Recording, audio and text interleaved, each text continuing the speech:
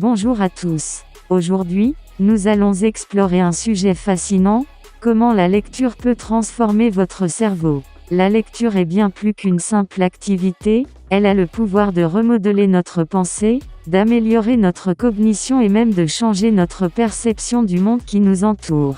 Restez avec nous pour découvrir en détail comment cette activité apparemment simple peut avoir un impact profond sur votre bien-être mental et émotionnel. Et bien sûr, un grand merci à tous mes chers abonnés pour leur soutien continu. Votre enthousiasme et vos commentaires positifs sont une véritable source d'inspiration pour moi, alors n'oubliez pas de vous abonner si vous ne l'avez pas encore fait et de partager cette vidéo avec vos amis.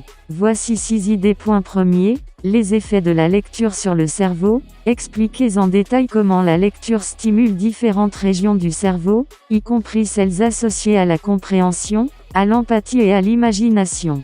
Par exemple, citez des études qui montrent comment la lecture de romans peut augmenter l'activité cérébrale dans les régions impliquées dans la compréhension sociale. Deuxième, l'expansion du vocabulaire.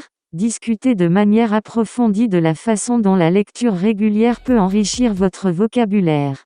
Proposez des exemples de livres dans différents genres qui sont connus pour leur prose riche et leur utilisation créative de la langue, comme Les Misérables de Victor Hugo ou L'Alchimiste de Paulo Coelho.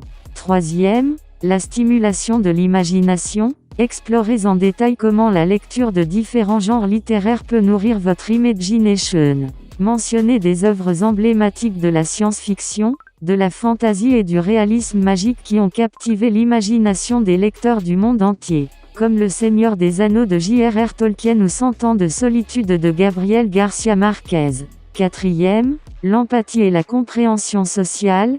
Parlez longuement de la façon dont la lecture de romans peut vous aider à comprendre les émotions humaines et à développer votre empathie.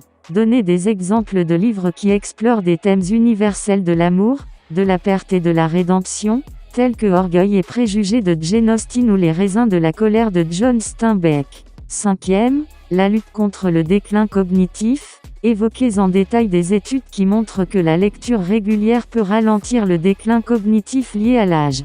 Mentionnez des livres qui mettent en lumière les bienfaits de la lecture pour la santé mentale, comme L'homme qui prenait sa femme pour un chapeau d'Oliver Sacks, qui explore les capacités du cerveau humain à s'adapter et à se réinventer. Et la dernière est, la réduction du stress et de l'anxiété. Expliquez de manière exhaustive comment la lecture peut être un excellent moyen de réduire le stress et l'anxiété. Recommandez des livres qui offrent une évasion bienvenue du tumulte de la vie quotidienne, tels que les romans feel-good, les thrillers captivants ou même la poésie apaisante.